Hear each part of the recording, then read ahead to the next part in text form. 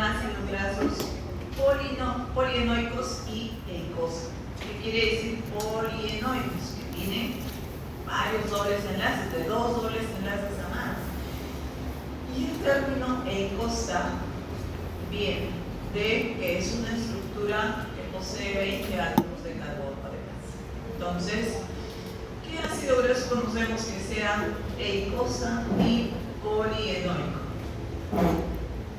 Nos acordamos, hemos visto una estructura, los ácidos grasos ya lo hemos visto, ¿no? Hemos visto siempre, como ejemplo, el ácido palmítico. ¿Y qué otros ácidos grasos conocemos o nos acordamos? María, ¿es usted? Sí. ¿Qué ácido graso conoce que sea eicosa? Que tenga 20 átomos de carbono. O más de 20. Linoleico, dice. Linoleico, no tiene todavía 20, tiene 18. Pero de este se puede formar, y si hemos visto de estos ácidos grasos esenciales, se puede formar una cosa que es el ácido arachidónico. Acuérdense que el ácido arachidónico es un ácido graso que tiene 20 átomos de carbono y que además posee 4 dobles enlaces en su estructura. Así que ese es el principal precursor de estos compuestos eicosanoides. Además, nos dice acá la lámina que estos son mediadores locales, o sea, se van a sintetizar a demanda cuando el organismo lo necesite y cerca además del lugar donde van a ejercer su acción. ¿Ok? Mediadores locales, por lo tanto, no se almacenan, se van a sintetizar en el momento que se requiere y son producidas por casi todas las células excepto los eritrocitos. ¿Bien? Estas sustancias eicosanoides tienen que ver con respuestas fisiológicas como por ejemplo el dolor, la fiebre, la inflamación, el asma, alergia, ¿okay? Inducción al parto y alteración de la actividad de las plaquetas sanguíneas. ¿Bien?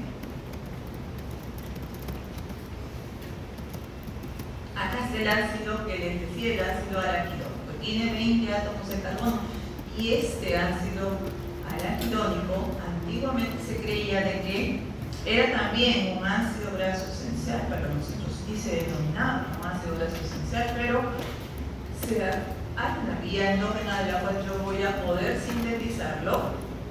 Por lo tanto, quedaron solamente 2 ácidos grasos esenciales, que son el ácido linoleico y linolénico, ¿verdad? 2 ácidos grasos esenciales que pertenecen a la familia de los ácidos grasos omega 6, ¿sí? Y omega 3. Del omega 6 y a partir del linoleico, puedo formar el ácido araquidónico de este que estamos hablando, que es del que van a formarse estas sustancias eicosanoides. Tengo por acá el ácido linoleico de la clase omega 3, que de este deriva el EPA. Y del EPA deriva el DHA. Bien. Hay un error en esta lámina, pero ese error del libro lo he tomado tal cual, pero no se dejen llevar porque si observan esta estructura que ya hemos aprendido lo que significa, ¿no? Se repite igual para el ácido araquidónico, no es así, porque si es cosa pentenoico, el EPA, debe tener 5 dobles enlaces en su estructura. Sí tiene 20 átomos de carbono, pero 5 dobles enlaces. Bien. Y ya el DHA tiene 6. Bien. ¿Dónde voy a encontrar todos estos ácidos grasos dentro de mi organismo? Y que justamente de ahí que voy a tomar para sintetizar estas sustancias eicosanoides generalmente se encuentran formando los fosfoglicéridos de membranas celulares que en la clase anterior habíamos visto, ¿no? Esos fosfoglicéridos se encuentran en las membranas y de allí yo voy a tomar. Entonces, ARA, EPA van a estar en las membranas formando esos fosfoglicéridos tanto en el retículo endoplasmático como en las membranas celulares.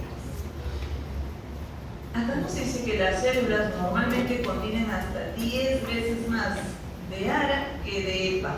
De ARA, que es el que tomo para sintetizar estas sustancias, se encuentran en mayor cantidad.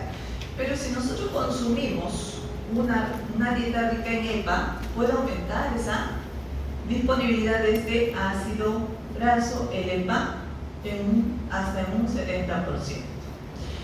Además, en nuestra dieta se recomienda ingerir ácidos grasos de la clase omega 3.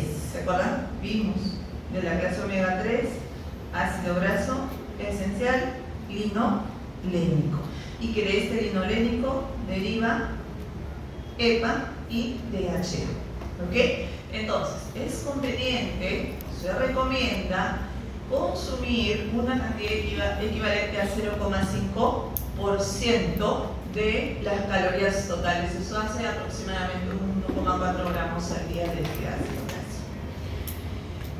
Una ingesta elevada de más ácidos grasos omega 3 en forma de EPA y DHA reduce los triglicéridos plasmáticos. Hay un estudio que nos indica de que es beneficioso para nuestra salud porque reduce esos triglicéridos plasmáticos y por lo tanto el riesgo de muerte por un problema de cardiopatía o un infarto miocardio, por ejemplo.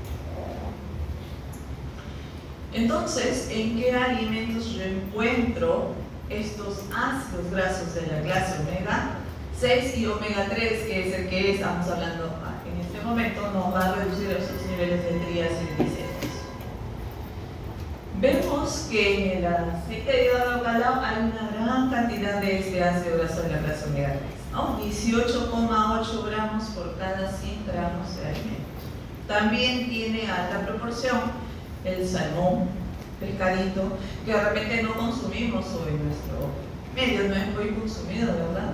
¿No? Más caro también el salmón.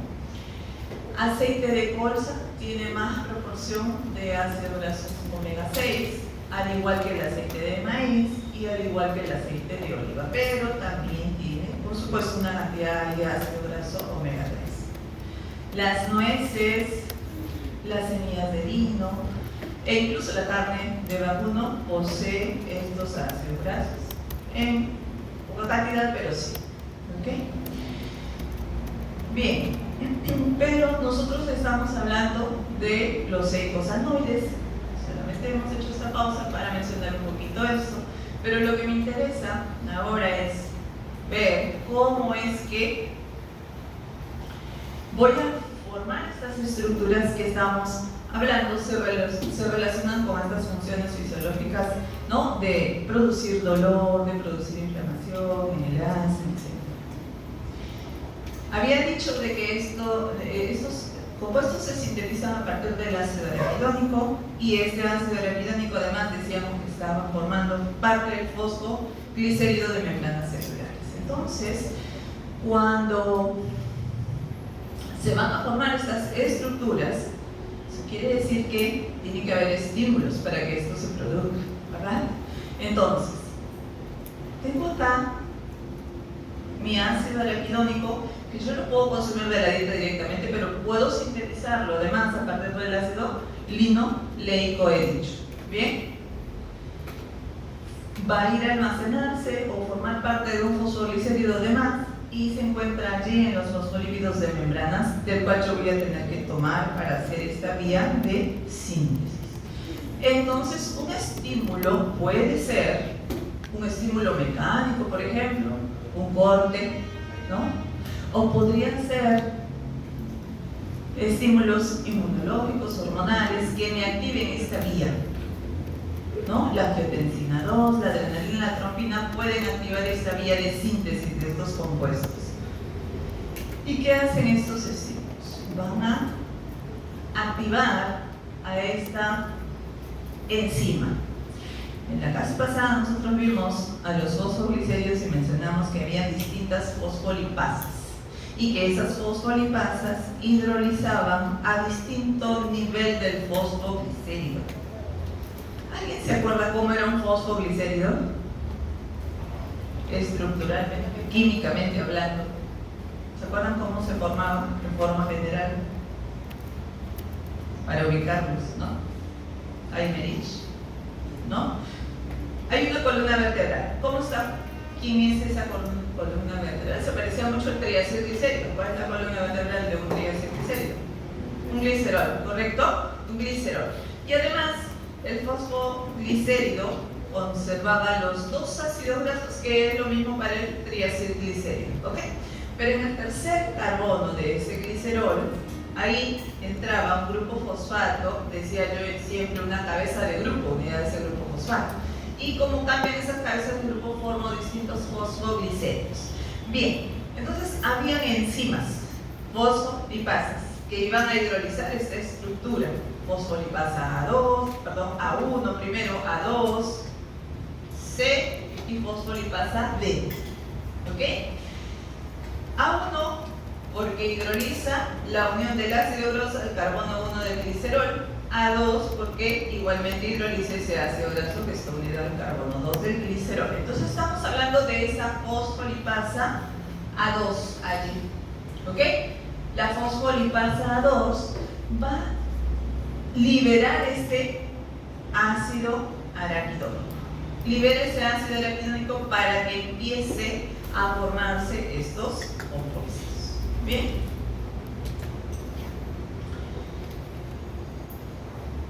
El ácido araquidónico puede estar formando parte de un fosfoglicérido, pero también podemos encontrarlo en distintas otras estructuras. Hablamos de un triacilglicérido que tiene ácidos grasos, así que allí siempre en el carbono número 2 de ese glicerol se unen ácidos grasos insaturados generalmente, así que por ahí podría tener un ácido araquidónico que lo podría liberar además con la enzima lipasa y se podría liberar. También podría tener el ácido araquidónico formando un éster con el colesterol y formando un colesterol esterificado, decimos. Que para que se pueda liberar este ácido graso de la unión con el colesterol, tendré que usar esta enzima, colesterol esterasa, y le liberaría el ácido araquidónico. También puede estar en los fosfolípidos de esas lipoproteínas. Así que de allí también podría liberarlo mediante la lipasa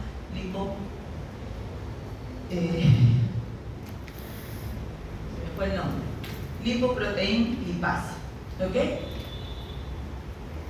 Y de un fosfoglicérido, que es lo que estamos viendo en este momento, lo voy a liberar a partir de la fosfolipasa A2. Entonces, he liberado el ácido araquidónico y ahora está libre para empezar esta vía de síntesis de estos eicosanoles. Acá tengo otro ejemplo, en el cual el fosfoglicérido es un fosfatidilinositol. Si hablo de fosfatidilinositol, quiere decir que la cabeza de grupo es inositol, ¿ok? Fíjense, esta es la estructura que les decía hace rato. Glicerol, un ácido graso, grupo fosfato y inositol, como cabeza de grupo. Entonces, el fosfatidilinositol puede ser degradado mediante dos enzimas. Hace ratito hemos hablado de la fosfolipasa A2. Así que esta fosfolipasa A2 hidroliza esta unión del ácido graso que está en la posición 2 del glicerol, lo libera. Pero se actúa la fosfolipasa C. En otras vías se puede activar más bien esta enzima, la fosfolipasa C. Recuerden que la fosfolipasa C hidroliza la unión, bueno, a este nivel, les voy a decir, a este nivel. El carbono 3, yo sé que se une a un grupo fosfato y la cabeza de grupo, entonces se está rompiendo este enlace, de tal manera que se está liberando el diacilglicerol y la cabeza de grupo con el grupo fosfato está liberándose. Inositol fosfato se ha liberado. Bien, pero yo lo que quiero es que el ácido araquidónico quede libre. Por eso es que a partir de este diacilglicerol va a actuar otra enzima, que es la diacilglicerol lipasa para que recién se libere este tercer ácido graso. Ya se liberó el ácido araquidónico, entonces ese ácido araquidónico empieza la síntesis de eicosanoides. Bueno, puedo tener distintas estímulos para que se activen estas vías, ¿ok? Un estímulo mecánico hablábamos hace rato, eso hará que los niveles de calcio empiecen a secretarse, a aumentarse, y esos iones calcio activan a la fosfolipasa A2.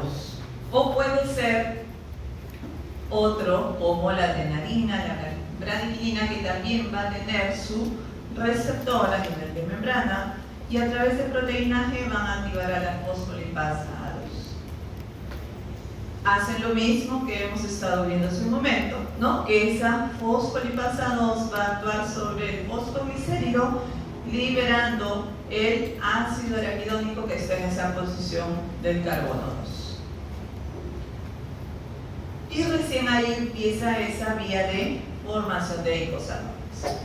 Otro estímulo puede ser la trombina. La trombina también tendrá un receptor, a través de proteína G activa la fosfolipasa C. El otro mecanismo que estábamos viendo, ¿no? Entonces, esta fosfolipasa C está actuando sobre este fosfatidilinositol difosfato. Si es fosfolipasa C, yo sé que saca la cabeza de grupo con su grupo fosfato. Entonces, lo que va a salir es un inositol trifosfato, que vendría a ser la cabeza del grupo con el grupo fosfato, y sale el diacilglicerol. Y de este diacilglicerol ya hemos dicho que una lipasa lo libera. Entonces, empieza esa vía de síntesis. El cortisol es una sustancia que puede inhibir este proceso, ¿no? Los corticoides. ¿Y cómo hacen eso? El cortisol estimula que se forme a nivel nuclear una proteína que se llama lipomodulina. Y la lipomodulina inhibe a esta fosfolipasa A2, de tal manera que ya impide la liberación de ese ácido araquidónico y no se formen estas sustancias. Bien, vamos a ver de que existen tres vías, como ven acá, en la cual terminan formando estas sustancias eicosanoides. La vía cíclica, que es a través de la ciclooxigenasa, la vía lineal a través de la lipoxigenasa y la del citocromo P450. La cíclica termina formando prostaglandinas y tromboxanos. La lineal me forma leucotrienos y lipoxinas, y la del citocromo P450 forma epóxidos. Entonces vamos a revisar la vía cíclica y la vía lineal, ¿correcto? Entonces vamos a empezar con la vía de la ciclooxigenasa.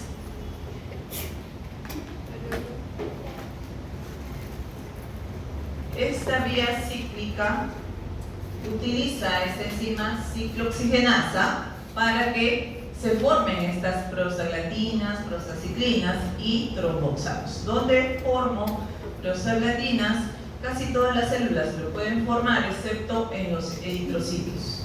Las prostaciclinas en las paredes del endotelio vascular y los tromboxanos en los trombocitos.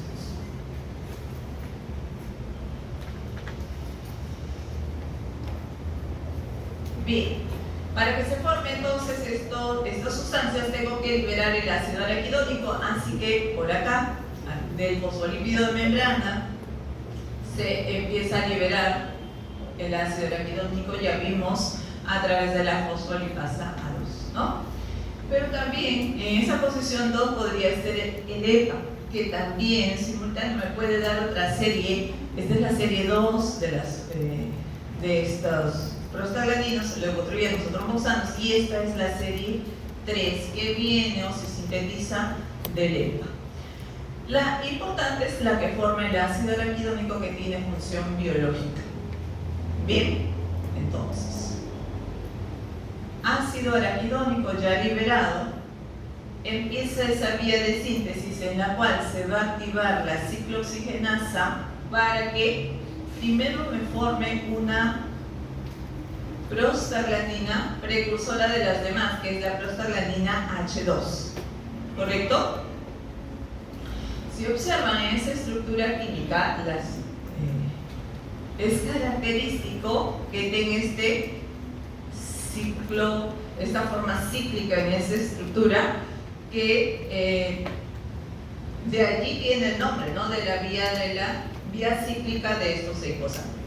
Bien, de esta prostaglandina H2 yo formo D2, E2, prostaciclina, tromboxano A2 y prostaglandina F2A.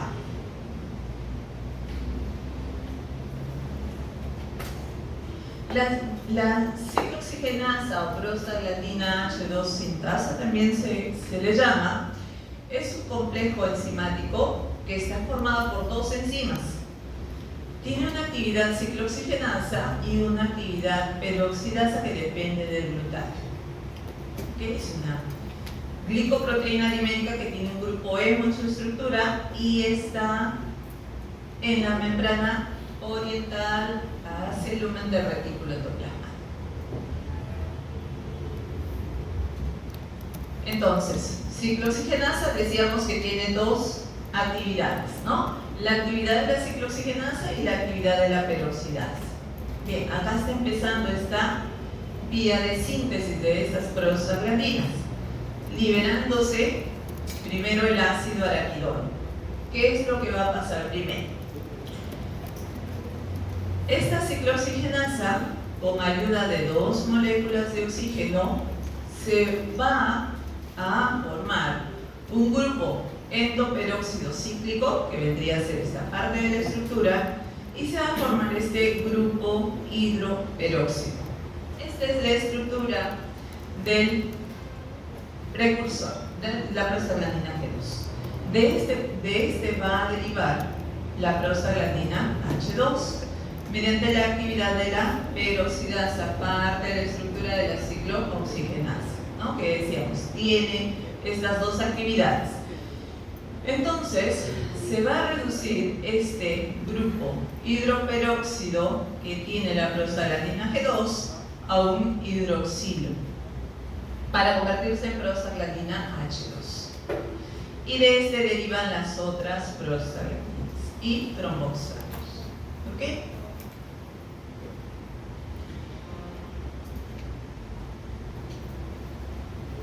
Entonces, formada la prostaglandina H2, de acá va a derivar prostaglandina E2, F2 alfa, prostaglandina A2 y la prostaciclina. Y por esta otra vía voy a llegar a formar tromboxanos, que ya cambia esa estructura química. ¿Cómo se forma la prostaglandina 2 a partir de prostaglandina H2? Requiero de esta enzima prostaglandina de sintasa. ¿Ok?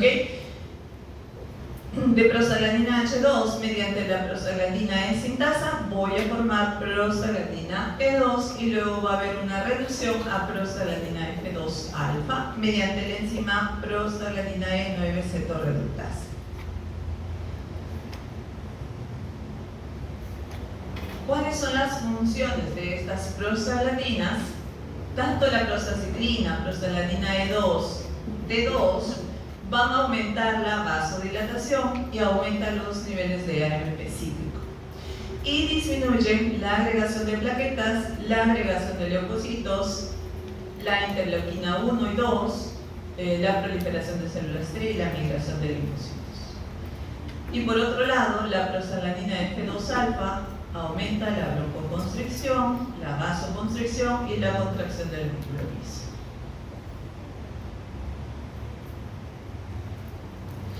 Para formar prostaciclina a partir de la prostaglandina H2 requiero de la enzima prostaciclina sintasa.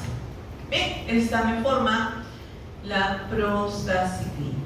La prostaciclina se produce, como mencionamos hace rato, en las células de endotelio vascular y se encargan de inhibir la agregación de las plaquetas y causan vasodilatación.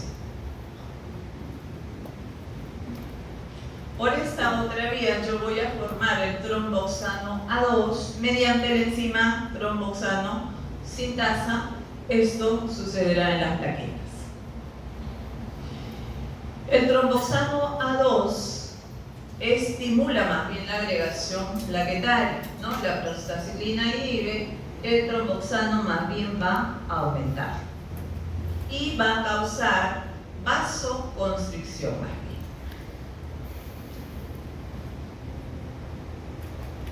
¿Ok? Entonces aumenta la vasoconstricción, aumenta la agregación de plaquetas, proliferación de linfocitos y la broncoconstricción.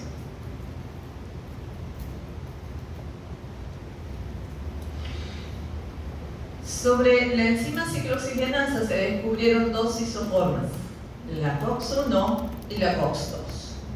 Quien está llevando farmacología probablemente hayan visto o vayan a ver esto. Todavía no les toca, pero hay chicos que sí se están adelantando ya, ¿no? Y están llevando farmacología, con bioquímica, con fisiología, con microbiología y muchas otras cosas más complicadas. Pero bueno, ahí está. Bueno, la ciclooxigenasa 1, vamos a decir que es la forma constitutiva de la enzima, la que tiene funciones fisiológicas o van a ejercer funciones fisiológicas normales en nuestro organismo, ¿correcto? En cambio, la ciclooxigenasa 2 es la forma inducible. Esta es la que se va a tener que dar cuando el organismo lo requiera, ¿no? Porque de repente tengo un dolor, porque de repente hay fiebre, inflamación, correcto, y se tienen que formar estas prostaglandinas. Entonces, nosotros, por ejemplo, cuando tenemos fiebre, tenemos inflamación, tenemos que recurrir a los fármacos. Uno de los fármacos es los AINES, correcto. La aspirina, por ejemplo, ¿no? El ácido acetil salicílico. ¿Qué hace el ácido acetil salicílico para que me disminuya la fiebre o me disminuya el dolor? Pues justamente va a actuar a través de esta enzima, la ciclooxigenasa. ¿Y cómo lo va a hacer? Lo va a inactivar acetilando a esta ciclooxigenasa, ¿no? Si esta es la forma activa, esa ciclooxigenasa tiene un resto de serina en el cual la serina tiene OH y es allí donde se acetila esta ciclooxigenasa. ¿Ok? Este es el ácido salicílico. Este extremo acetilo entra acá, cambia la estructura de esa enzima, por lo tanto ya no puede ejercer esa acción para que se dé esta vía de síntesis de estas prostaglandinas. De la misma forma van a actuar los otros AINES, ¿no? Por ejemplo, el acetaminofén y el ibuprofeno que están dentro de este grupo. Otra de las prostaglandinas, E2, por ejemplo, esta se encarga de proteger al estómago. ¿Cómo lo hace? Produciendo bicarbonato. Y cuando, claro, hay presencia de ácido en ese estómago, se empieza a formar esta prostaglandina E2 para que, a su vez, genere la formación o salida de este bicarbonato para que neutralice ese ácido que se está liberando, y también lo que hace la producción de moco para proteger.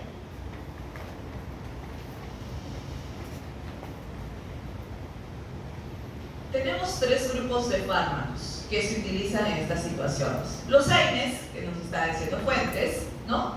Los esteroides es otro grupo de fármacos también utilizado en la inflamación. Y los inhibidores de la COX-2, que ya son un poco más modernos, ¿no? Dentro de este es el celecoxib, ¿bien? Que se utiliza para el dolor. Entonces, van estos fármacos. primero vamos a empezar con el grupo de los AINES. Ya dijimos que la COX-1 y la COX-2, ¿no? El COX-1, decíamos, tiene funciones propias normales en nuestro organismo, por ejemplo, la agregación de las plaquetas, por ejemplo, la citoprotección en el estómago, como veíamos la prostaglandina E2. En cambio, la COX-2 está relacionado más bien para producir esa inflamación o ese dolor. Entonces tengo que usar un fármaco que inhiba estos procesos, dentro de los cuales están estos AINES. Entonces, cuando actúan estos AINES, dice acá que tiene actividad disminuida sobre la COX-1. Actividad disminuida. O sea, no va a dejar que tenga esta función normal.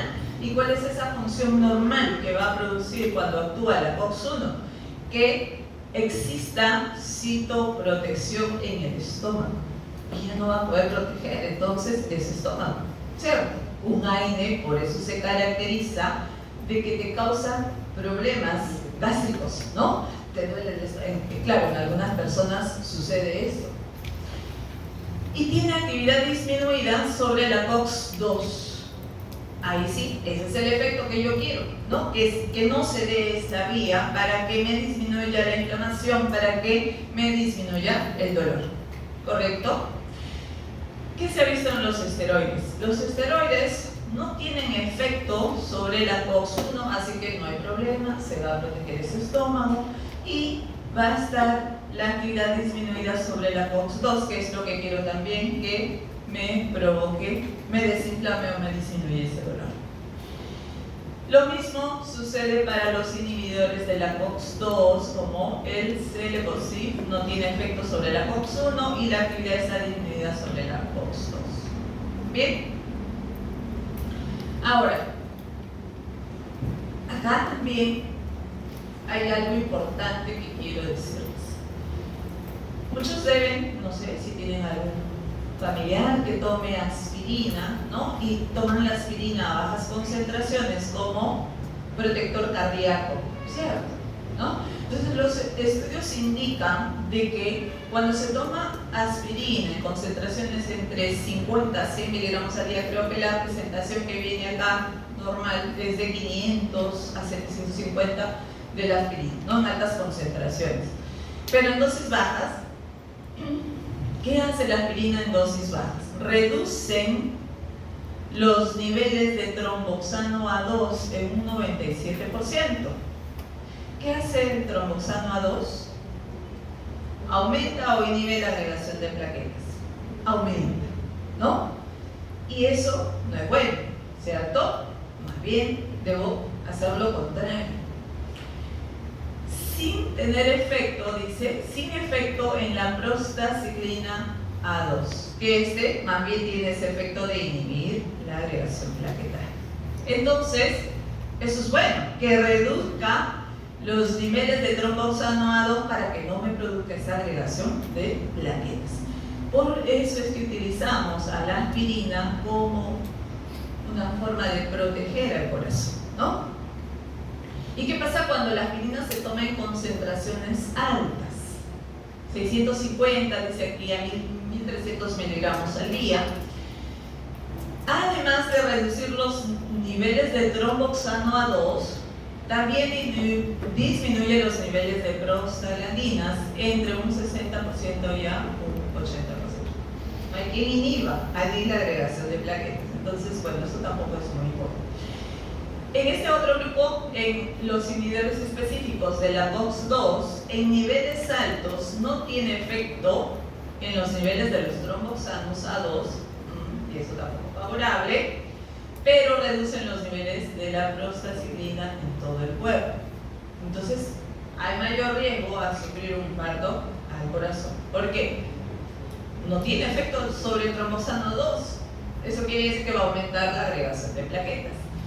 Y reducen además los niveles de prostaciclina cuando quiero tener concentraciones normales para que haya ese efecto de inhibición de plaquetas. ¿Correcto? Bueno, cambiamos a la vía de la lipoxigenasa. La lipoxigenasa, la vía lineal, decíamos, va a formar leucotrienos. Leucotrienos. Ese nombre de leucotrienos viene de la palabra. Leuco viene de la palabra leucocitos, ¿correcto? Leucocitos. Ahí es donde se producen los leucotrienos. Y la palabra trienos viene de tres que en dobles enlaces, ¿correcto? Esa estructura de los leucotrienos tiene esa característica de tener tres dobles enlaces alternados, que ahora lo vamos a ver. Bueno, además que se forman los leucocitos, mastocitos, cerebro, corazón, vaso y pulmón también. Esa es la característica, y porque digo que es un trieno, ¿no? Tiene tres dobles enlaces en forma alternada allí. Y es una estructura lineal, por eso hablamos de que esta es la vía lineal de los eicosanoides. Ya sabemos cómo se libera el ácido araquidónico, ¿correcto? Ya lo hemos visto. Entonces la lipoxigenasa va a actuar sobre este ácido araquidónico para formar primero el leucotrieno A4, el A4. Y de este derivan los demás leucotrienos. Entonces, para que se dé esta vía de formación de estos leucotrienos, requiero de la enzima lipooxigenasa. Dicho sea de paso, existen tres lipooxigenasas, la 5, la 12 y la 15. La que vamos a ver y la que tiene importancia biológica es la lipoxigenasa 5, ¿correcto?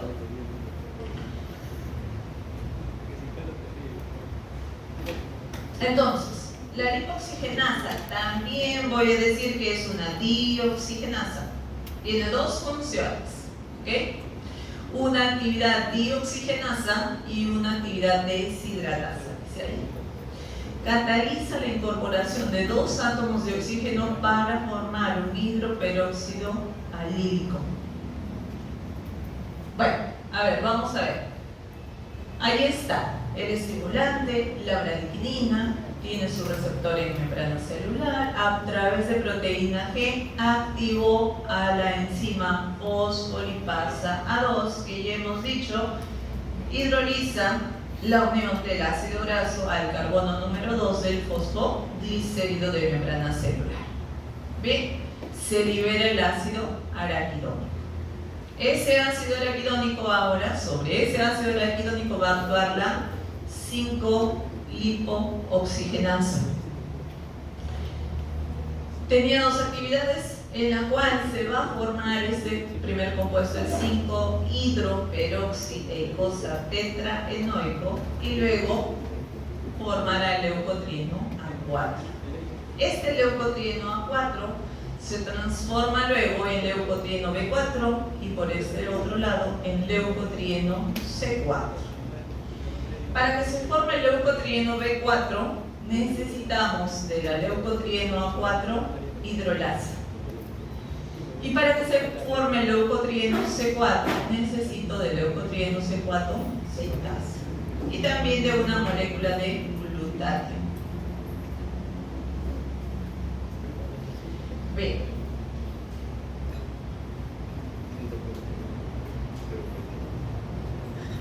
Ok, acá me dice lo mismo. Fíjense.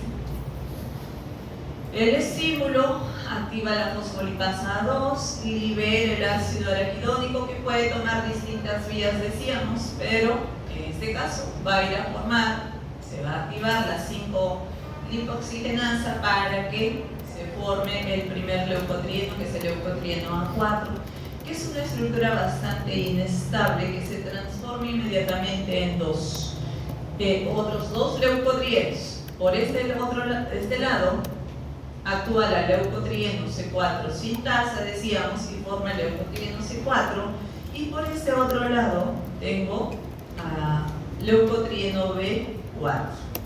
Acá actuó la leucotrieno A4 hidrolasa. Bien, este leucotrieno B4 principalmente sintetizado en los neutrófilos, ahí va a tener un receptor para que lo reconozca, principalmente el que actúa es el receptor de tipo 1 de estos leucotrienos B4 y ejerce su función a través de proteínas C. Por el otro lado, el leucotrieno C4 se transforma en otros compuestos.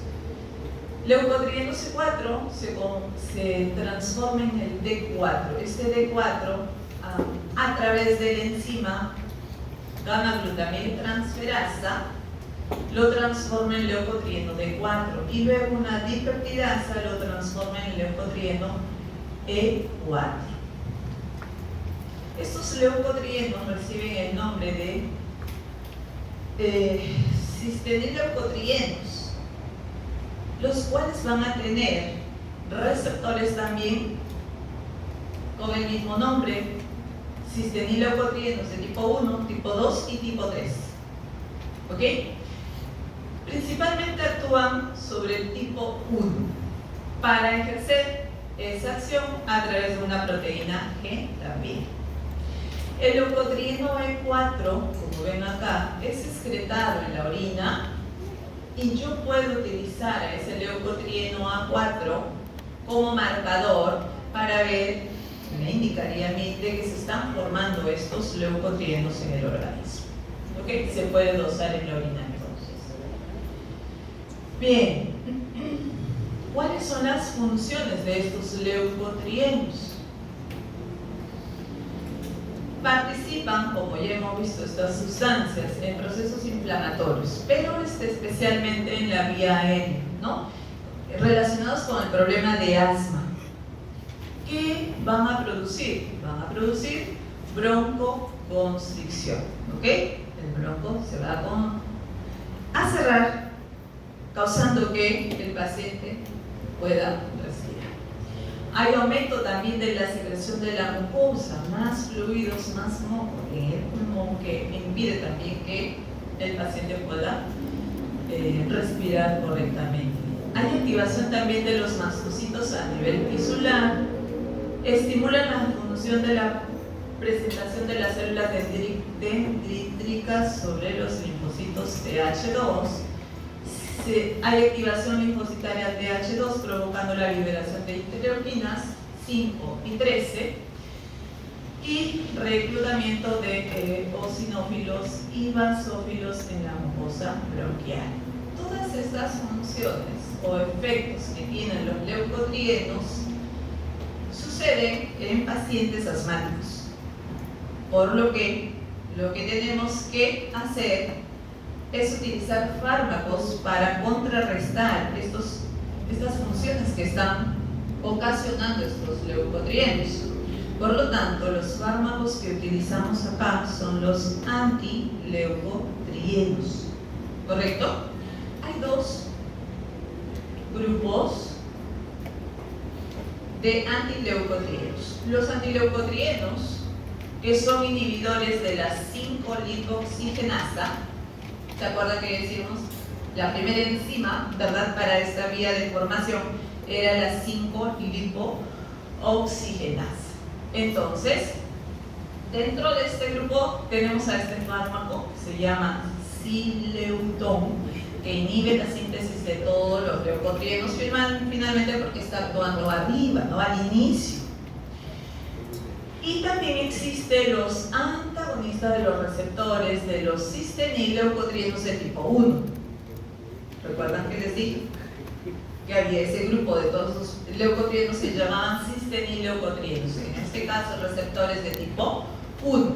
Dentro de los fármacos que existen para inhibir estos procesos está el montelukast, sabilukast, pramlukast.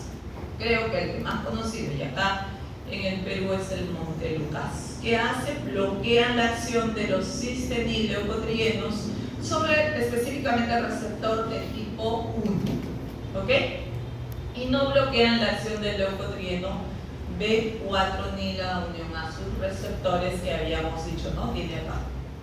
Entonces hemos hablado de estos dos fármacos, Sileutón, que inhibe la 5-lipoxigenasa a este nivel, entonces ya no se van a formar estos leucotrienos, y el otro es el fármaco que está en este grupo del montelukast, que inhibe este nivel sobre los receptores cistenil-leucotrienos de tipo 1. ¿Ok? Acá. Muy bien. Cambiamos de tema. Bien, tenemos que hablar ahora del metabolismo del colesterol.